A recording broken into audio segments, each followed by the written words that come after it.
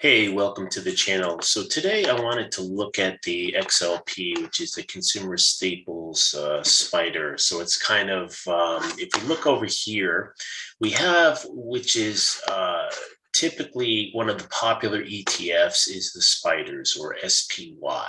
And what it does is it tries to track the S&P 500. So here we can go to the select spiders page, and they have what this one does is it breaks up the S&P 500 into these broad sectors. So if we look over here, you can see that we have the S&P 500. Overall, it's up 0.22% for today.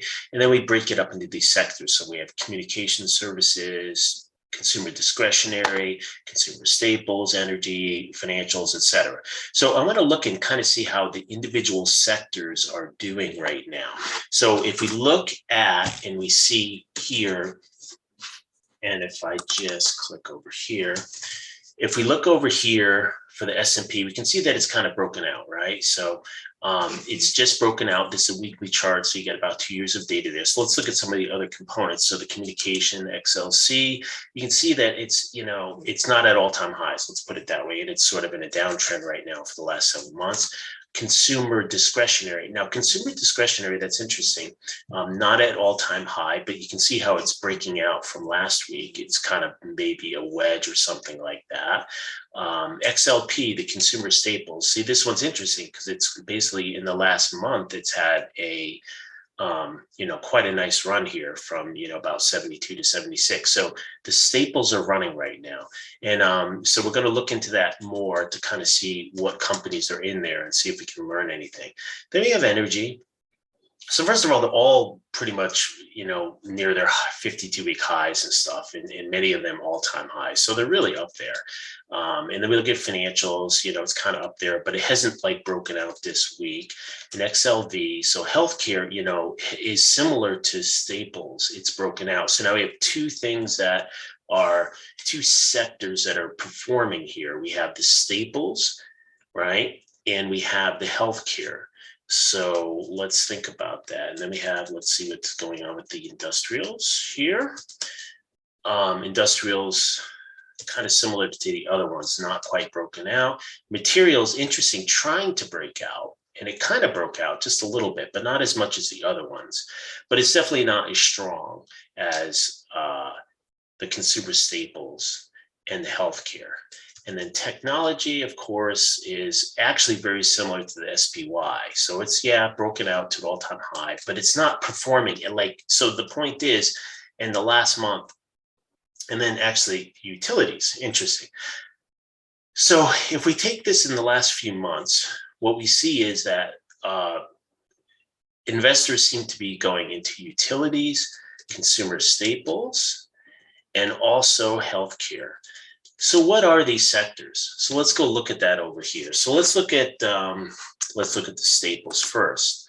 So we're going to go over here, XLP. So if we look at consumer staples, we can see that it's kind of outperforming recently, and I believe that's all-time highs. But let's just go with what it is for the last 2 years. So we want to look at what the components are. So we look at the portfolio here, and we kind of see what companies are in there and try to get an idea what the heck's going on with this thing. So it's kind of interesting. Most of it, 16%, is Procter & Gamble, and then we have Costco, and then we have PepsiCo, Coca-Cola, Philip Morris, that's the old cigarette company, chocolate, Walmart. So what does this mean? So this is the kind of where money is going. So we have these definitely large cap consumer staples companies, and consumer staple companies, what is the point? What are those things? Those things are companies that are things that you keep buying if there's a recession. They're things that are non-discretionary. These are things that you normally need to buy. So you can see that, hey, your shampoo, your soap, your crap like that, you need to keep buying it. It doesn't matter if you're recession or no recession, or you're doing well or not. It doesn't matter. Costco, same kind of deal, right? Basically food, consumer staples. Pepsi, that's a guilty pleasure. Chocolate, guilty pleasure. Cigarettes, like if you're smoking, you got to keep smoking. Even if you lose your job, you'll try to do that as much as you can. And then Coke is a guilty pleasure. So you can see this is the stuff that, if the economy goes into the crapper, you're going to keep buying this stuff. And so what's interesting, these companies are outperforming. So right now, as it stands, this seems to be an area that the stock market is betting on. Let's go look at, and then XLV is the healthcare one, and we can see that money's going into this as well. So we can look at that. Now, XLV, I mean, well, let's go see what companies are in there.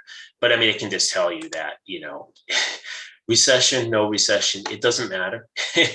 You know, you need to spend money. Like if you're sick or whatever money and resources you have, you're going to spend it on, you know, getting yourself well, right? So AKA the healthcare stocks are, is that really? Okay, so I just made a mistake. Let's go back. Okay. So once again, let's go back. So we're going to go to the healthcare. This is the one of the other sectors that is outperforming right now. And so, you know, if you look at this and I say outperforming, people, you know, may look at the year over year or whatever and say, well, no, it didn't outperform, blah, blah, blah, something else did. But what I'm trying to look at here is I'm trying to understand where money is going right now, what's happening. And so when you look at this, you're looking at 2 years of data, this thing is broken out to an all-time high, and it's done it with force. You know, it's strong. It's a 1 month rally of this thing. This is the weekly chart. You had consistent buying, pushing these out significantly over the previous highs. Okay, so that's what I'm talking about. And so this is where I'm trying to do to try to get an idea of like what's going to happen. Where is money going now? And what is that telling us about what to expect in 2022? So now here we go to the healthcare. Once again, this is sort of a recession type play. Because, you know, once again, you're sick, you're going to keep going to the doctor. So here we have UNH, Johnson & Johnson, Pfizer. So look, your medicines like, okay, so I lose my job. It sucks. Am I going to keep taking my simvastatin or whatever? Yeah, you're going to try to do it. And then you have all the healthcare companies, you know, you have these Abbott Labs, blah, blah, blah. But a lot of these are drug companies. Actually, it seems dominated by drug companies. You have Medtronic, which is more electronic devices. But really UNH, so you have the healthcare providers, you have the drug companies. So once again, you're going to try to keep taking your medicine. And also there's probably some government support for that. So if you lose your job, you can still keep your medicine. So that's interesting. So now if I look at those two things, we have XLP and XLV, we have the consumer staples in the healthcare are the ones that are rising. So if you're looking at that and you try to just objectively look at it, what is the implication? Well, the implication is right now, in this moment of time, the stock market appears to be pricing in a recession or a weak economy because it's putting money into things that are consumer staples, things that you are going to keep buying no matter what. Even if there's a recession, you lose your job, you're making less money, et cetera, et cetera, et cetera. So that's where it's making the bet. Now, I want to look at consumer discretion because I accidentally looked at that over there. So consumer discretionary, this is supposed to be the kind of thing where this is the companies where you would buy stuff that you don't need. So for example, a car, you don't necessarily need a car. A jet ski, you don't need a jet ski. So this is the kind of companies that sell things that, hey, if you're doing well, things are good, you're going to splurge and go buy that stuff.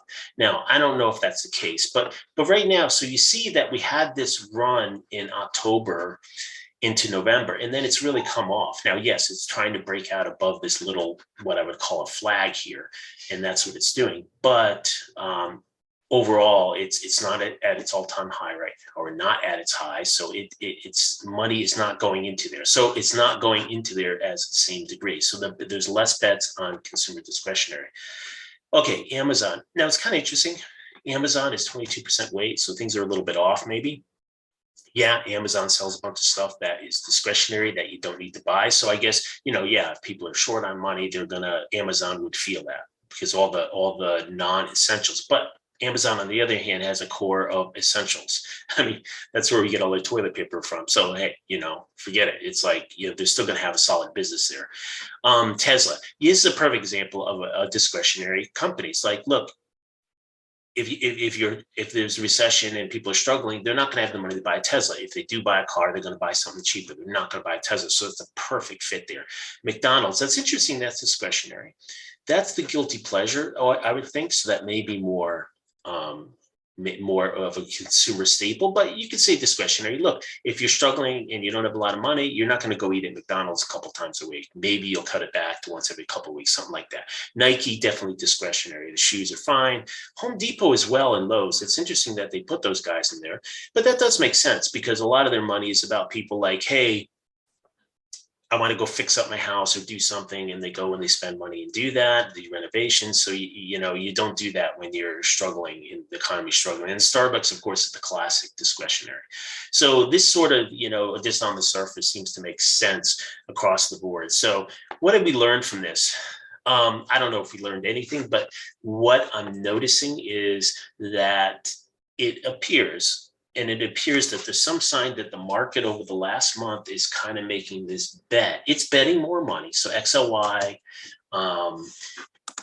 there is some money going into that, but it's more money right now is pouring into the consumer staples and the healthcare. And these are kind of recession bets. Now, of course, the market could be wrong. We don't know, but that's where the money seems to be going. So is this predicting a recession in 2022?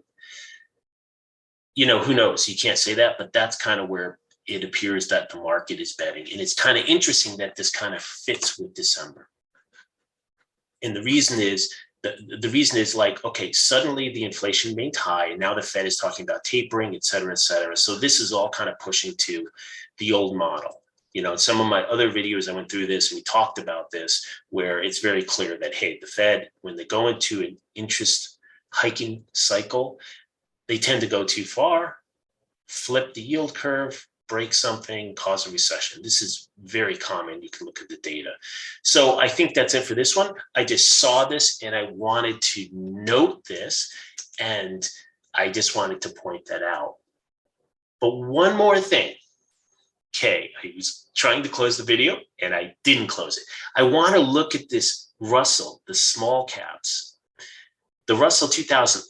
I had pointed this out in a video earlier, but you can see here, look at this thing had this run into November, and then the start of November, and then it just got the crap kicked out of it.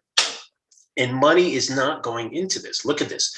In December, it's not going into this. You compare that to the other charts that we were just looking at, where money is pouring into it, breaking it out to the highs, right? Here, it's very interesting. So what is the dynamic? It appears like at some time back here, there was must have been this kind of thought that, hey, things are good, blah, blah, blah. The Fed's going to keep printing money, and we're going to pour money into the NEOs, the Enphase, the Teslas of the world. We're going to pour money into that. And somewhere in there must have been this realization of it, inflation, and like, oh, the Fed's going to do something, and they're going to do something. And then the money got pulled out, and it's not going back in. So what all these charts are pointing to is to a risk off, at least for the start of 2022. All right, that's it for this one. Bye.